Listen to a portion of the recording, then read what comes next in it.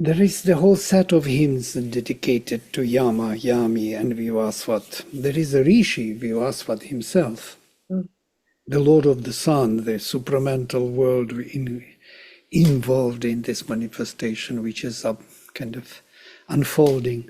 And I wanted to address this before we come to Yama and Yami, to make it clearer, because these two represent actually this double movement of the sun and manifestation in general. What is this manifestation?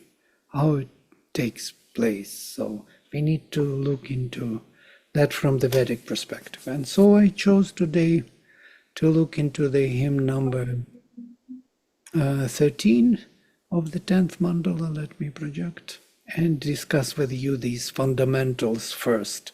And then it will become very clear to us what it means. Yama and Yami, why they are double. Let me project. You can see it, yeah? So there are several hymns, 10:13, 10:14, 10:10. These are all dedicated to Yama, and somehow he is mentioned everywhere. These are kind of hymns of the later mandala, of the 10th mandala. And you can see that Rishi is Vivasvan, Aditya. Aditya himself is the Rishi. Supramental world is the Rishi. Yeah. And Devata, interesting, Devata is not Aditya, but Havirdhane. Two fundamentals, two foundations of the offering. So double foundation, in dual, yes. Havirdhanam is neuter, Havirdhane is dual case. Let me start with mantra.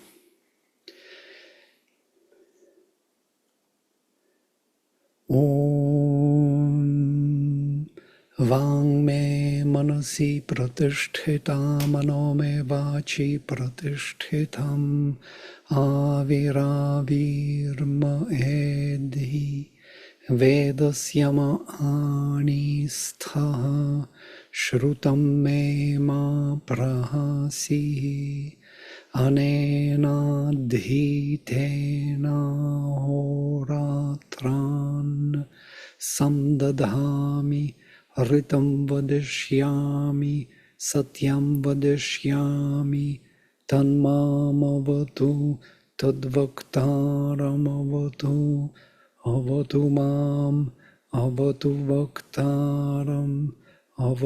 vaktaram Om Shanti Shanti Shanti.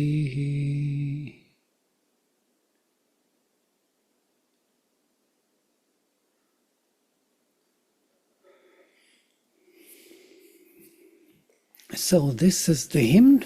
It's Trishtup and the last one is Jagati. Only 5 shlokas, 5 verses. Very short. Maybe we will finish it today. So this would be a very good addition to our Surya Savitri studies, because it is the Rishi himself is Aditya Vivasvat. As you remember who Vivasvat was, Vivasvat is the 8th son of Aditi, 8th. Yeah? And he was born as Martanda, as dead embryo, literally. He was ugly, he was not formed, he was not developed. And she was disgusted with his look and turned away from him, his mother, Aditi. And with her 7 luminous sons, she left him be, cast him away. But this Vivasvat literally means luminous one, Lucifer actually. He was kind of left out. And then he was grabbed by the demons, or asuras, and hidden in the darkness, in the inconscient.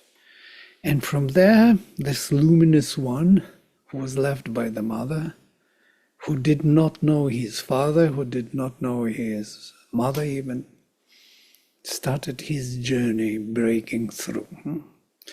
This is the mythological figure, of course, the eighth son. We have to understand this as mythological language of the myth, that there was Aditya, and he is the eighth son. That means he represents all the seven sons, all the seven faculties of Aditya, of the Divine Mother, in himself, but his form was not finished. His form was not as luminous as theirs. So he had to acquire his form slowly, grow into the beauty of the divine. So this is our kind of idea of evolutionary process or journey. You remember the seven sons of Aditi, yes? Varuna, Mitra, Aryaman, Bhaga, Amsha, Daksha, Amsha, and Surya. These are seven. And the eighth son is the Vivasvan. So here he is the Rishi. Yujevam Brahma Purviyam Namo Bhih Vishloka Etu Pathyeva Sureh Shranvantu Vishve Amritasya Putrah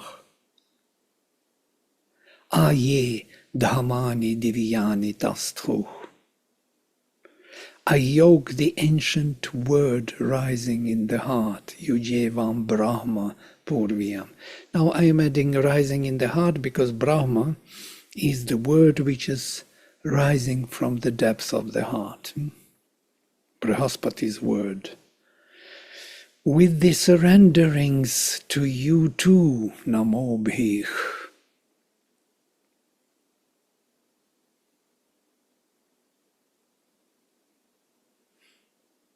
May the extension of the word go far into the vastness.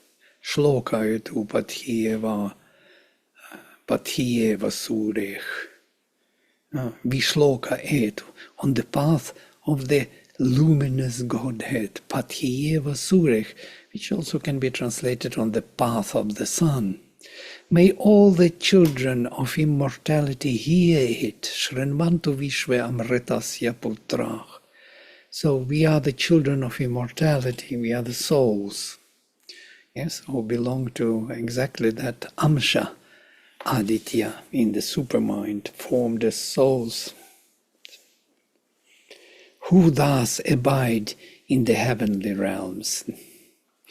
Ye Dhamani Divyani Tasthu. Those who are ye Dhamani Divyani Tasthu. Those who are staying in the heavenly realms. Now, Pathyeva Sureh can be also translated as on the path of the sun. The idea is that the both firmaments of heaven and earth, of higher and lower hemisphere, which are known as two Havirdhanas, the two holders of the offering, are yoked through the surrenderings of man with the ancient word emerging in the heart, Brahma Purviyam. Purviyam, the original word, the original extension of consciousness, which is rising from the heart. It can also suggest that these Havirdhanas can be understood as two sons, involved and uninvolved. See the last verse of the hymn, especially if we take into account that the author of this hymn is Vivasvan Aditya, the Lord of the Sun himself. So here the Lord speaks about himself in terms of double nature, involved and uninvolved. Interestingly, just one reference from here, I will continue, that Sri Aurobindo has a work which was written in 1930 when he was already in seclusion, so in post-Aryan period. Most probably we discussed this before, yes? Involved and evolving Godhead. It's a very short article, 5 pages or something like this. But if you want to know everything about this hymn and about the idea, which is Rigvedic actually, and Sri Aurobindo's, it's the most powerful article I ever read. The involved and evolving Godhead. Vladimir, can you please send it to us? Oh yeah, okay. Okay. I think it is in that volume where there is the Hour of God. In the articles which are written later. I have it somewhere, I will find it for you. So they are both yoked to the Word, accompanied by the constant surrender by man, or we can say that by yoking with the help of the Word, the aspiration rising from the depths of his being, with the descending inspiration from above over the mental nature, Dvehavyardhane, man accomplishes the sacrifice. So the sacrifice is accomplished by two powers. As you remember, the mother work, yes? It is the two major power, the aspiration from above and the grace, the aspiration from below and the grace from above that answers. It is by these powers, two powers, and they are both divine, by the way. Aspiration is the flame of the divine from below, and the descent of the light from above accomplishes this space between heaven and earth, this sacrificial space. But the correlation is taken by the Word. The Word is holding both the parties in one action.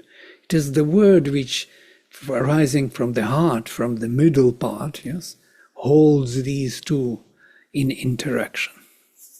The Word is seen as the original intent of the divine to manifest itself. Thus, Brihaspati can be understood as Adhyajna here. Adhyajna of the Gita, Krishna speaks about himself as he is the one who lives within the heart of man, within his psychic. So these two Havyardhanas, and this is the Vedic still, pre-Krishna's, so to say, knowledge. So these two Havyardhanas are yoked by the double surrender of the divine will, rising from below, and the light coming from above, with the help of the heart. And that was the sign of an ancient yoga of transformation, sacrifice. So it was believed that sacrifice is taking place in between heaven and earth, yes? As Vayu Pavamana is yajna, as Aitareya Brahmana would say. So we have, Brahmanas already shifted away from the Rigvedic paradigm, but they still have the same scheme. So from below there is a word, from above there is a mind, and in between there is this prana. Prana is praja, yes, it's projected. And prana, pranic world, antariksha, is the world of sacrifice. Vayupavamana is yajna. It is in this world between heaven and earth that all the sacrifice is taking place, all the transformation. The power of aspiration rising from the depths of our being, the power of Rudra, whose son is Agni, whose mental energies are Maruds, is to be reinforced and formed by the word rising from the depths of the heart, power of Brihaspati, and then only it reaches out to heaven and gets support from above. The power of Vishnu, which is coming down in flashes of lightning or intuition of Indra. So Indra represents Vishnu from above, Agni represents Rudra from below, and Brihaspati reaches with his word and his rishis, formulating this interconnectedness of two divine Havyardhanas, two offerings, from within the heart. Vladimir, can you go a little slow, please? Sure. Sorry, but I missed out the second half because I'm busy taking down the notes. I had a question here. You said correlation is by the word arising from the heart, prana. So the word that is connecting heaven and earth, in the sacrifice, is the word life force, the pranic force. That is the word. The pranic force is the sacrifice itself, yajna, vayu, pavamana. But the word is rising from the depth of the heart, Brihaspati. Brihaspati is the Lord of the divine word, of the intention to hold and to make this connection between heaven and earth, between the rising divinity from below and answering divinity from above. We call it rising from below, answering from above, but truly speaking, they are both activated by intention from the depth of the heart. This is the Vedic paradigm. Yeah? Thank you. If you could just go a little slow. I don't know if I'm speaking Sure. for others, but No, yeah, absolutely. I was reading text just to finish it was written by me long ago. So I have to revisit it to make it more. So thus Rudra represents the movement of the involved supramental sun. We know this. We spoke about this not once. From below, transforming nature from within, as it were. Vishnu is uninvolved supramental sun from above. I'm speaking in the formation of the late language. Vishnu, but still Vedic, because in the Vedic paradigm. Vishnu is uninvolved supramental sun from above. And it's quite interesting that Vishnu is always connected to our psychic being. To the Krishna is always a child growing. There are avatars of Vishnu, but Rudra is always there. Yes, he doesn't have that. He deals with our nature more than with our souls. Vishnu is the soul guardian and Rudra is the nature guardian, let us say, in the divine form. So descending into manifestation, Vishnu is the answer to Agni, so to say. And Brihaspati reaching out from within the heart. In fact, there is only one supramental sun viewed differently from below, from within, and from above. Manifestation is kept within, as it were. I am not in the world, says Krishna, but the world is in me. This is kind of difficult to understand, that the whole supermind is surrounding us from all sides, yes? From above, from below, and from within. We are within the supermind. The supermind is all what is, yes? But there is kind of a gap, a shift. You remember we spoke about the faculties, a shift of consciousness to view this anew, to remove awareness from its own workings and to take it into itself again. And that gap creates time and space. That gap creates the sense, consciousness acting here in time and space. There is a delay in knowledge, delay in cognition of oneself. That delay is time. And that creates space. So basically, when heaven and earth were cracked, Dyauh and Prithivi were cracked, and there was Antariksha in between. This is Antariksha. This golden egg was cracked. So this Antariksha, this gap within the divine oneness, is the place of all the sacrifice, of all the transformation, all the manifestation of multitude creation of the one. So if we look at it, we always look at it kind of up and down, so to say. Upper is the divine, lower is something heavy, darker. Darkness is below, light is above. But it is not totally true. It's just a convenience of our own embodied state and consciousness to perceive it that way. It is also true, but it is half true. So the secret of the Veda was that Below our Prithvi, there is the divine, also sun, Rudra. In the depth of our inconscient and nescient, in the very core of our absolute absence of consciousness, there is a divinity there, the divine sun, the supramental sun. And you remember how Mother describes this? This is the biggest discovery.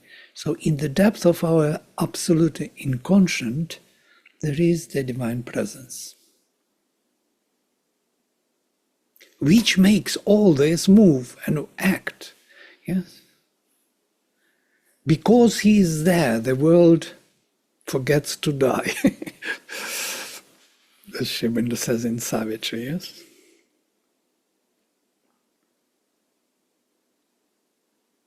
Vladimir, Yeah. at this stage, it will help a lot if you can give some hints as to what is being sacrificed, really. Right. What is sacrifice in general, yes. Yeah, or what is being sacrificed, yeah. What is being sacrificed is a wrong question. Okay. Go ahead, sorry. It's interesting. In this paradigm, it's in our kind of normal way of vertical, so to say, planes of consciousness. It is true. The low is sacrificed to the high, yes? But the sacrifice is actually Vayu Pavamana, where both are needed, both elements, the call and the answer, the flame from below and the answer light from above. If they are not there, sacrifice is not taking place. So I may offer everything to the flame, but there is no connection from above, it is not taken. If we also know psychologically when we offer something and it is taken or it is not, something is different when it is taken. You know that it was right, it was sincere, it was true, and it was done, the offering. But when it wasn't done, you know also, something in you knows it. The connection from above, the answer was not there. So the grace did not respond, the descent did not take place. And why does that happen? I Yeah. mean, why is it because there's some insincerity on the part or we are not complete, or Because that Brihaspati word was not really there, that true intention, true connecting one, yes, of these two. He has to, that word has to frame, the word has to be not just the word. It has to be not a formal word, not a mental word. It has to be the heart word, yeah? Or the word from the heart. And not a vital heart again. There has to be a deeper heart, which also frames the vitality, yes. Vitality is feeling, we feel vitality the same way, yeah? But there is an element which is different. Vitality without that true heart intention and vitality without that true heart intention are two different vitalities in quality, though they are acting very similar, and one may be even confused. You see, some people are very vital and inspired, but nothing happens. There is no presence growing. So you know it is fake. Fake in the sense that there is no deep intention. There is no sacrifice. There is no change, what they say. They claim a change, and there is no change. It's like Trump claiming the agreement between Russia and Ukraine. It's total fake, everything. It's only his own desire to get it, to get something else. It's a deal. Deal is not a sacrifice. It's not really true movement of the intention. It's fear. It can be fear. It can be this. It can be that. There are so many elements of the vitality which can be engaged. But the true, deep, sincere element should be there for the result. Something like the Bhakti Yoga of the Gita? Yes, absolutely. Love for the divine. Right. Devotion. Absolutely.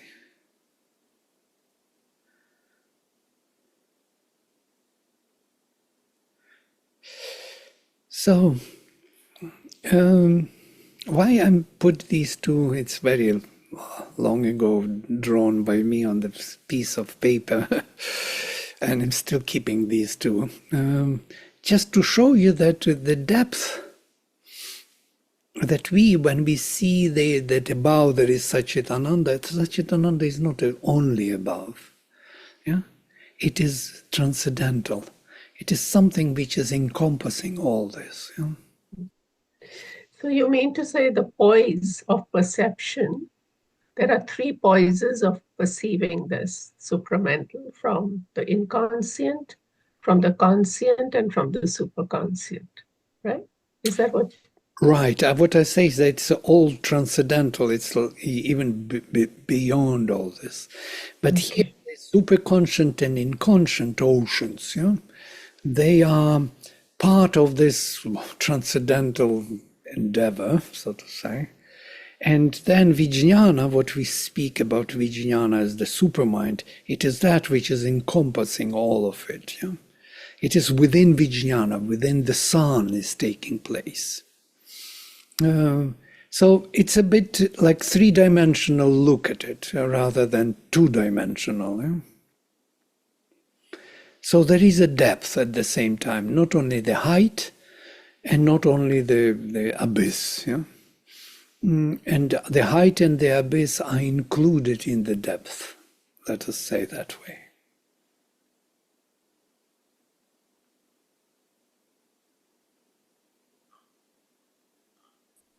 Vladimir, could you explain that the height and the abyss are included in the depths?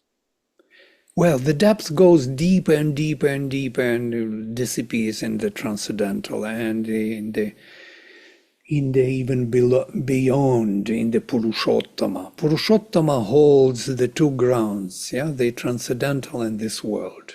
And Vijnana. Vijnana is his interactive session between the two. Vijnana tells us that the two worlds, like Sri Aurobindo's symbol, you remember? Then maybe I will find something to explain this better. Let me look into it.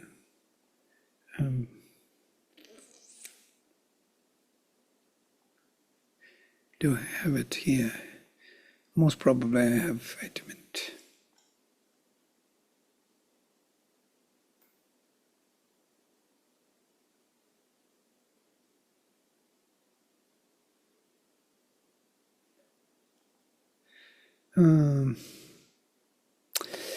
Right, let me open one more.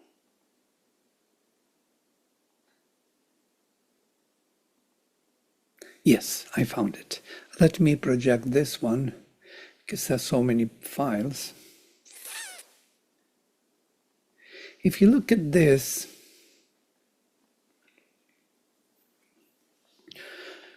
so we have the two hemispheres, the lower and the higher. Yes? One hemisphere lower is within time and space, Aparaprakriti, and Paraprakriti is Satchitananda, transcendental. But Vijnana is projecting Satchitananda into time and space. So it is within this sun, Vijnana, that the whole manifestation is taking place. But we're spelling it out in this vertical line because it's easier for our mind to perceive it. Yeah? We could go into the depth and see layer upon layer upon layer there. But Purushottama is someone who stays beyond, transcendental to the transcendental, to the Paraprakriti and Aparaprakriti. And at the same time, he has this interaction between the two hemispheres as Vijnana, as the supermind. It is through the supermind, and the central part of the supermind is Ansha Aditya, that portion. Portion means a part of the whole which implies both the whole and the part.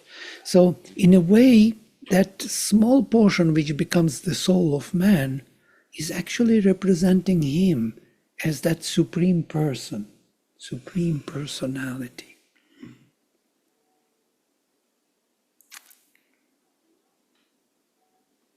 One second.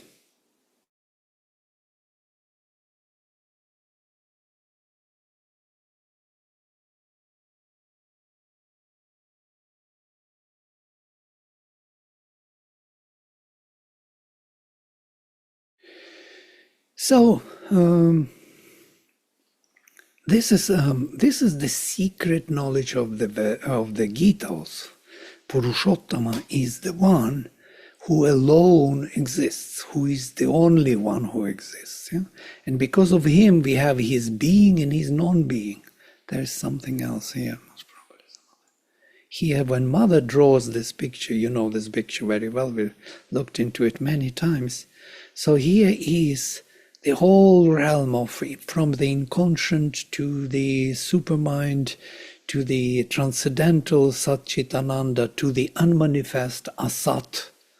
And beyond, there is someone, she says, the person, the supreme person, which is neither existent nor non-existent. This is neither being nor non-being. It is his being and it is his non-being. It is his consciousness and his bliss and his inconscient and his everything on the whole scale of things, because this is the manifestation, the higher manifestation and the lower. But the one is always there. This is what I wanted us to see. And he is matching through this middle world. Let me come out from this again. It's actually a profound knowledge. So if you look at this, he's somewhere beyond Satchitananda, somewhere here. Yes? Satchitananda, and there is a direct link through Vijnana, through Swar world. These are all interactive worlds between two hemispheres. And then Antariksha and heaven and earth. So these are like a long depth. You go into the depths of the depths, within which the whole manifestation of this duality of the superconscient ocean and inconscient ocean, of the at the end heaven and earth. Yes, heaven is from that side and earth is from this side, so to say. Is this duality is being manifested for the sake of sacrifice, for the sake of interaction between the two parts of his own being.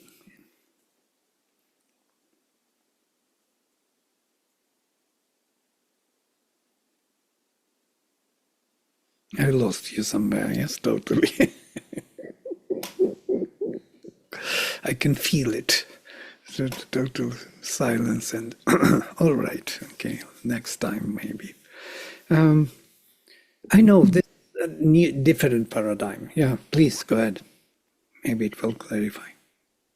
Would it be fair to say that I'm trying to get out of the two dimensions of a flat diagram? I've been thinking more of a globe, two halves of a globe where there's a crack in the middle and then there's space in the middle.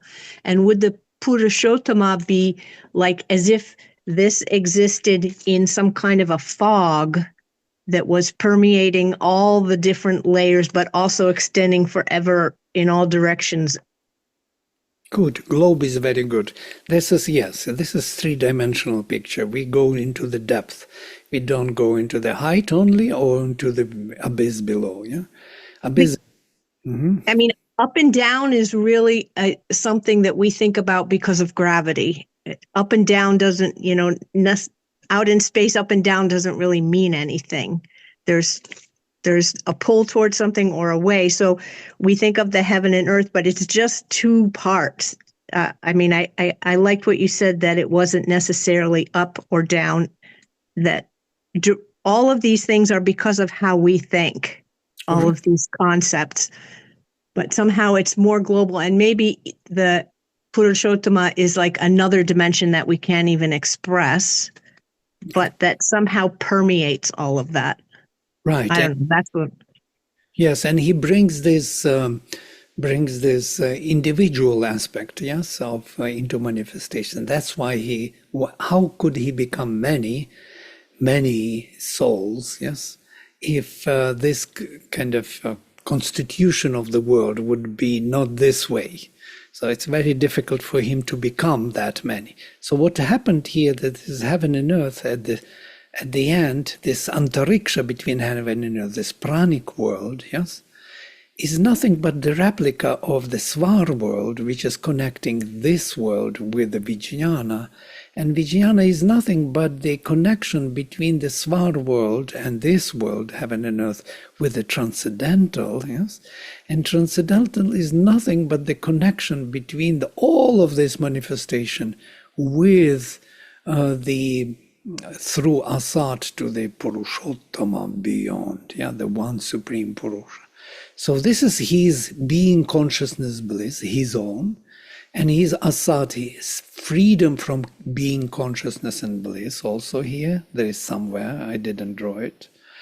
And then all this is manifested in this particular formation of the one, many in one and one in many and many, starting from the supermind. One, many in one and many, and one in many and many. 3 levels of the supermind. They are projected into Svar world as the supramental of a mind and intuition, and then as a mental, vital, and physical. Yeah? And within mental, vital, and physical, the same triplicity: mental mind, vital mind, physical mind. Yes, mental, vital, physical. So vital, vital, physical, vital. So triplicity, and even in the physical triplicity: mental, physical, vital, physical, and mental, physical. This is holographic picture. It's not even 3-dimensional. It's like holographic. Everything is here represents him in this triplicity of his creation of the supermind. And that triplicity was taken from this major kind of vision of his being consciousness bliss. Being consciousness bliss was already formed in such a way that the triplicity of the supermind was possible. Being is all inclusive of all. Without being there is nothing. Nothing is possible. There is nothing which is not being here. And all the being, whatever they exists, has consciousness and power within it, and it emanates bliss. It can be blissfully used by all other elements in manifestation. So this triplicity is replicated from the highest to the lowest. And this is the lowest replica. Heaven and earth. By the way, Sri Aurobindo uses this term, heaven and earth equal and one. So if we imagine this in the supermind, I always was putting them equal and one in this way, not in this. They are like this. And when they cracked, there was hierarchy. Hierarchy is in our mind. We are building this hierarchy. The head is above, the feet are below. Yes, there is a gravitational pull below. There is the aspiring above to the high, to the heaven above. Yeah? So this is our paradigm in which we live.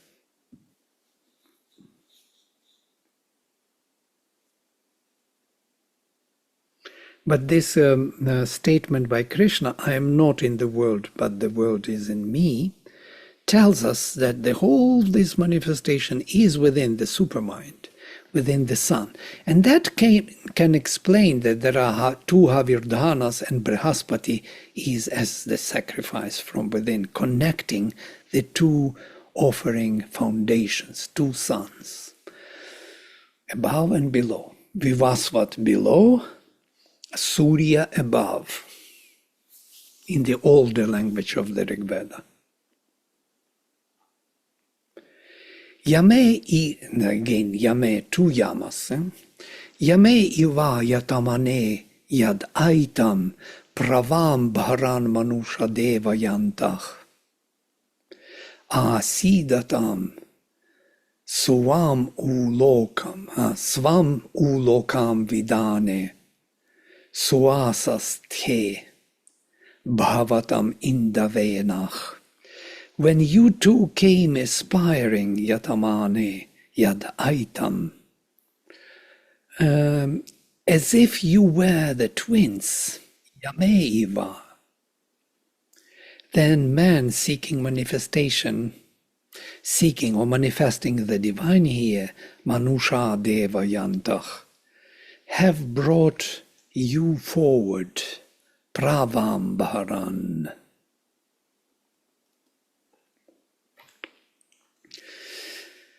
Approach our sacrifice, asidatam, come closer, let us say.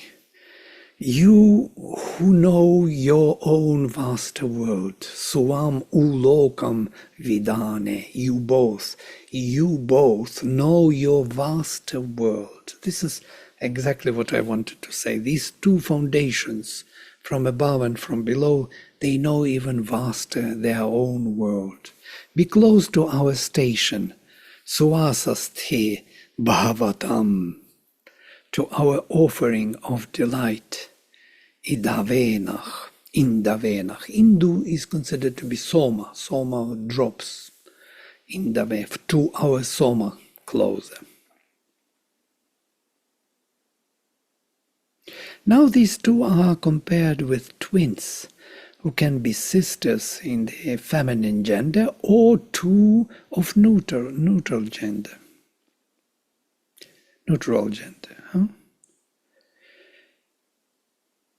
As they are mentioned in the first verse, Havirdhana literally means holding of the offering, sacrificial containers, let us say, sacrificial realms. The sense of this verse is that these two are remote in their own vast world beyond, but they act as one being, yameiva, as two yamas, as if. This will be important for us for yama and yami later. And when they aspiring come closer to our world, men are able to bring them even more forward. Men who seek the divine manifestation, manusha deva yantach. So, there is a direct relation between the aspiration of the two sons, from below and from above, and the sacrificial action done by God seeking man on earth to promote even further their work, which is to manifest the divine in matter. So, you see, I'm even saying that they are both aspiring. The upper world is also aspiring to reach the lower world. And the lower world is aspiring to reach the higher world. It's an unusual way of speaking, yes? But you find here and there very interesting indications. For example, Chandogya says that for man the earth is earth and heaven is heaven, but for the gods, the heaven is earth and the earth is heaven. And it makes totally sense. So these are two foundations which are manifesting the divine, and the sacrifice is in between them. This is interaction between these two. So we may misinterpret sacrifice very easily, yes, by thinking that on this lower hemisphere we have to offer something away, give away. It's not like this. It's interaction of the two.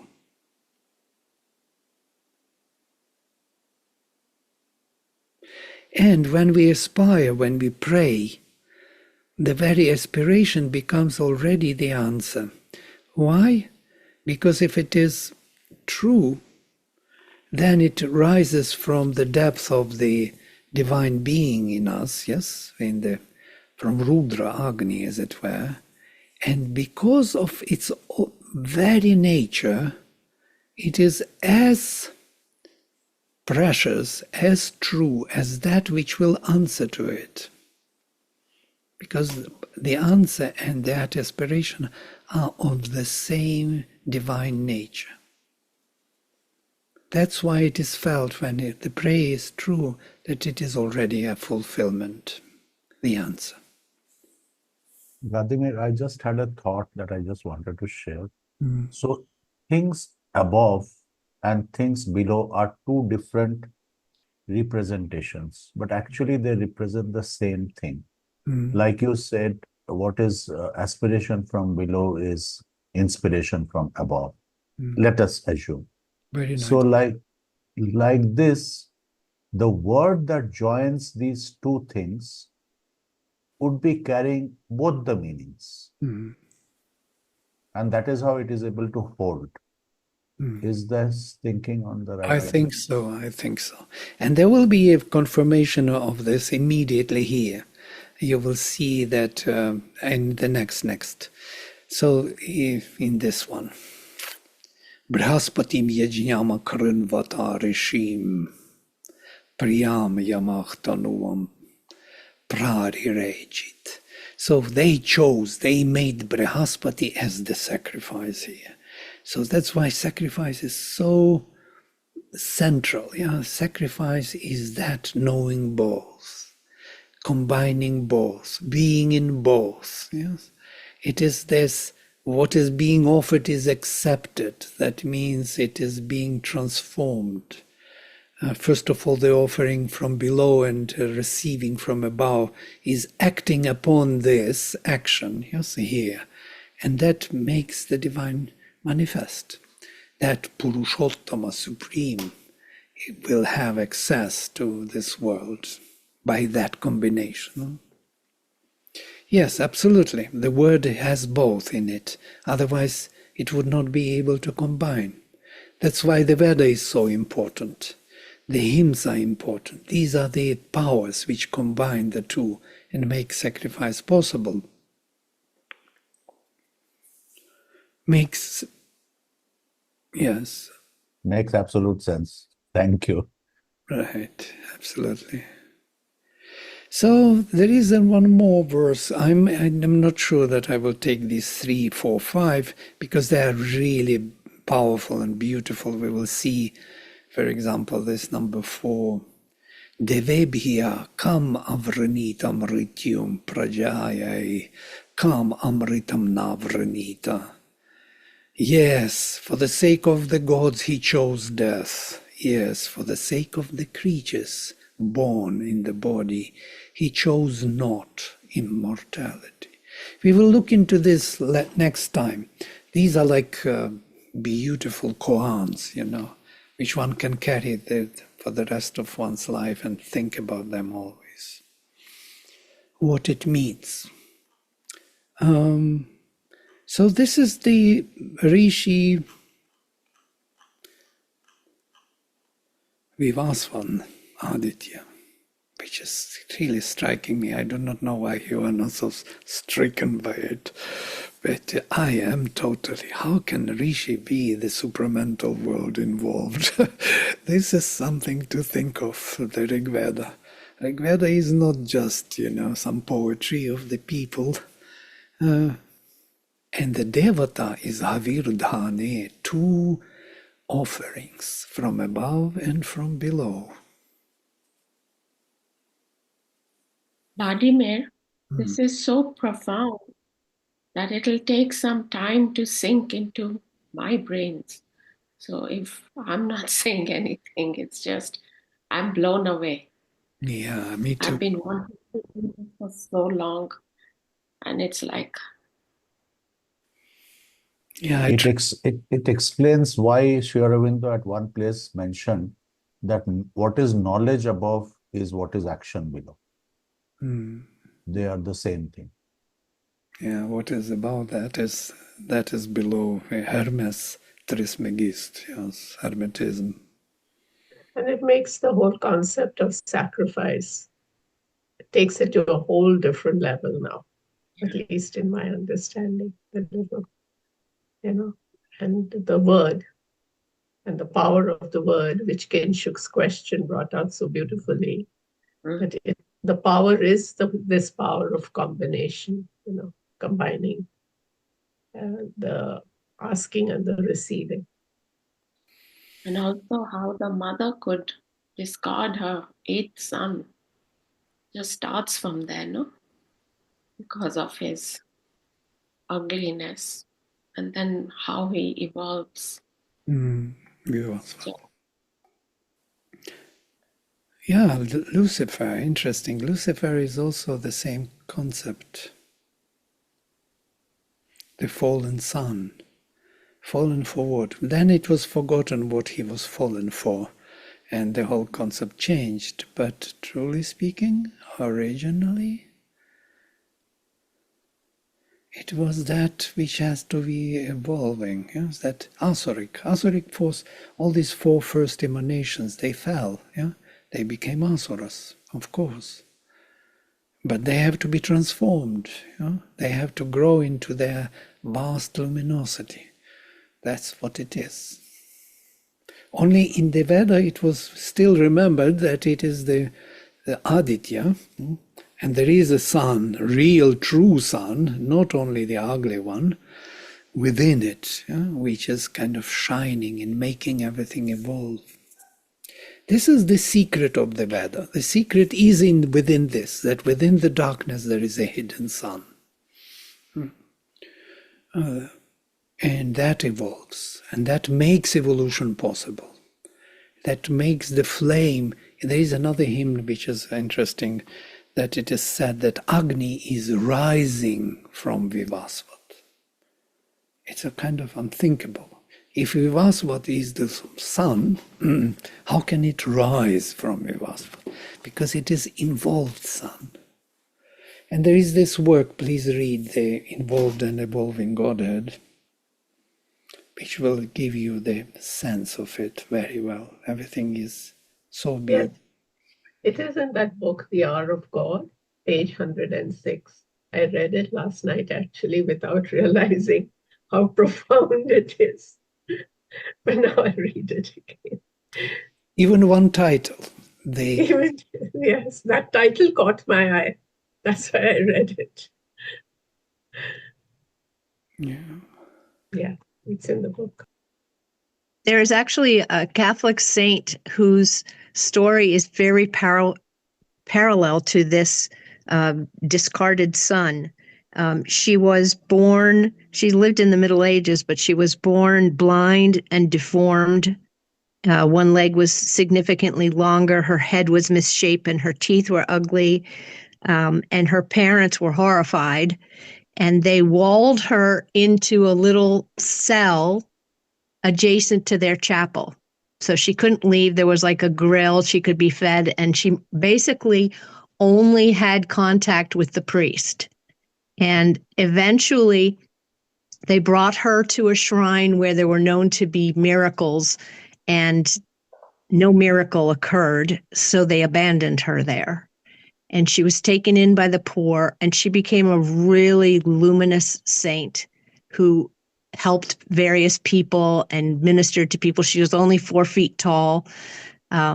Eventually she died. At her funeral, there was a healing that took place. Her body became incorrupt after she was buried. She was declared a saint immediately. But she's the patron saint of the unwanted. And when you were talking about him being put into a cave, I thought that's so parallel to what happened to Margaret of Costello. Interesting.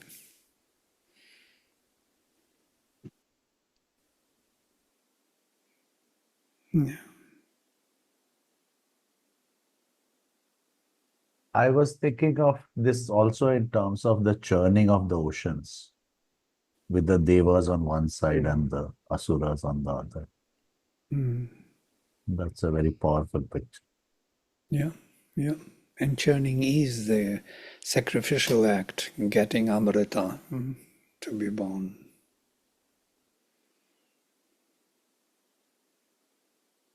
So this also creates gives some answer what is our life force, prana. Prana is just the very surface of that depth. Yeah? When we go deeper, deeper and deeper, we will go to the Swar world, then Vijnana, then to the beyond. And so from the prana is really something very difficult to understand because it holds both ends in oneness, heaven and earth, yes, connecting. So how is that even possible to connect? Because there is a oneness through the depth to the very beginning. It's interesting how Brahmanas are speaking about it. They say that prana is the praja, is the offspring of heaven and earth. Yes, heaven is father, manas, and earth is mother, speech, and prana is praja. They are child. Child is produced by father and mother, heaven and earth. But then the same text says that praja is the father of the manas and vak, and heaven and earth. So how come that praja can be, that praja, who is praja, can be the progenitor, the creator of his own father and mother? And this is something about this mentality, this global mentality which we have to acquire. You see, there cannot be parents without child making them parents. There are no parents without the child making them parents. It's interesting if you think of it. So where is the cause and effect? Who is causing that they are father and mother? Not because they are, but because there is a child to be born. The child is to choose them, from the occult senses, make them a kind of work together and produce the child, give the child the possibility to be born. So child is producing father and mother. And that goes deep because that child is actually the divine behind, in the depth, which is generating father and mother here for his own manifestation. This is how it came into play. So there is one divine which found a way to do it in this way.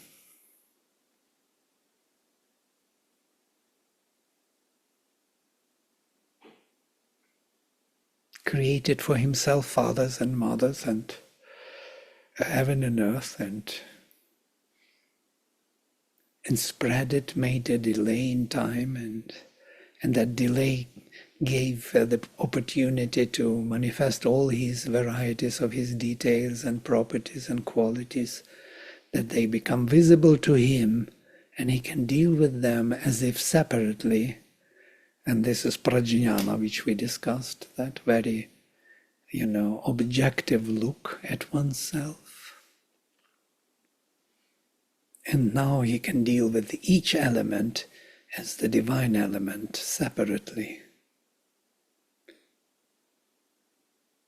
Holographic also is a very good way of looking at it. It liberates the mind from this, black and white thinking. Great, we can. Deepti is thoughtful, I see. Yes, Deepti, no? Vladimir, and the image of the prism and the white light going through it. That's coming. Right, the white light through the prism, and you have all the 7 colors. Yeah. And Gunhild is joining us already. Yes, Gunhild. Hello, Gunja. You're muted. So interesting again.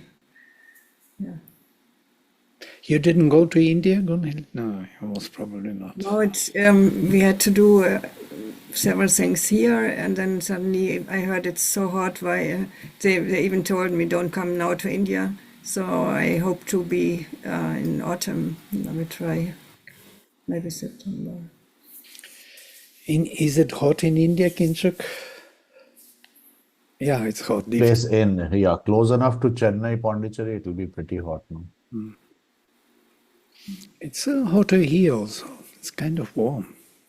In our place, 21 degrees. It's unusual for here. Great. So let's stop here. I will close with mantra.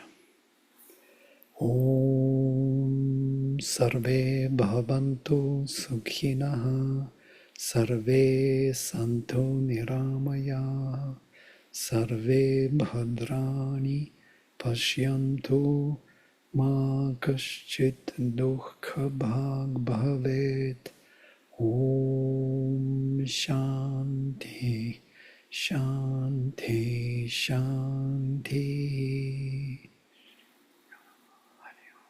Hari Om. Namaste.